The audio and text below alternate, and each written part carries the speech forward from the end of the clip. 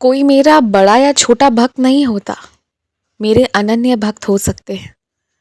हाँ, जिससे तुम बड़ा भक्त कह रहे हो ना, दरअसल बड़ा नहीं, उसमें श्रद्धा और सबूरी अथाह मात्रा में हो सकती है। ये हो सकता है।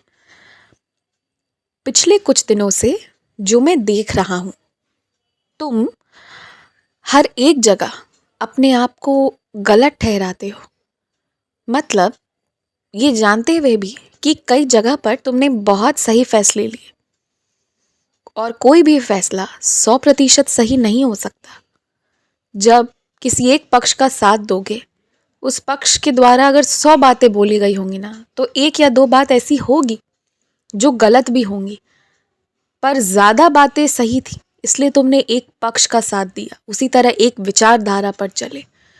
तो ये नहीं है कि 100% न्याय तुम कर पाओगे, पर तुमने कोशिश की कि अधिक से अधिक न्याय तुम कर सको, अधिक से अधिक सही तुम कह सको, साथ दे सको, और वही तुम किए हो।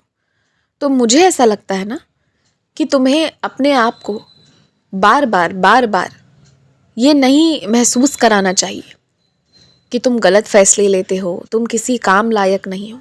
ये गलत कर रहे हो। तुम्हारा सबसे बड़ा साथी अगर कोई है ना, तो वो तुम ही हो। उसके बाद ही कोई और आता है। यहाँ तक कि अगर तुम अपने साथ अच्छा रिश्ता नहीं रखोगे ना, तो तुम मुझसे भी नहीं रख पाओगे, क्योंकि मैं तो तुम में ही बसा हूँ। तो वो जो तुम्हें आईना दिखाने वाला जो वो दूसरा हिस्सा है ना तुम्हारे मन का, जो तुमसे कहता है गलत मत सोचो, अपने लिए भी गलत मत कहो, वो मेरी आवाज़ है। मुझसे बात करना चाहते थे ना, तो मैं कर रहा हूँ ना।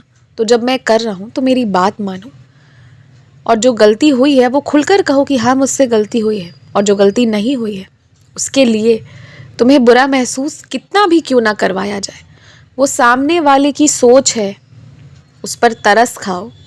वो सामने वाले व्यक्ति पर ही तरस खाओ, वो उसकी सोच है जो जबरन अपने सारे दोष तुम पर डालना चाह रहा है। मगर उसके डाल देने से कुछ भी ऐसा वैसा हो तो नहीं जाएगा, तुम अपराधी बन तो नहीं जाओगे। यदि कोई आरोप लगा रहा है कि तुम किसी का काम बिगाड़ रहे हो, किसी की कुछ भी, मान लो किसी का सामान ही तुम छुपा रहे हो, या कुछ भी आरोप लगाता है, तो वो लगाने वाले का दुर्भाग्य है, और उसे वो दुर्भाग्य मिलेगा, उसे उसकी सज़ा मिलेगी। तुम्हारे और मेरे चाहने या ना चाहने की बात नहीं है। उसने गलत कर्म किया है, परंतु उसकी सोच से तुमने सामान छुपाया, तुमने उसे तंग किया, तुमने उसके लिए गलत बोला, वो तो उसकी सोच है ना। मैंने तो सब देखा है ना कि तुम क्या किए हो, क्या नहीं किए हो, या क्या कर रहे हो, क्या नहीं।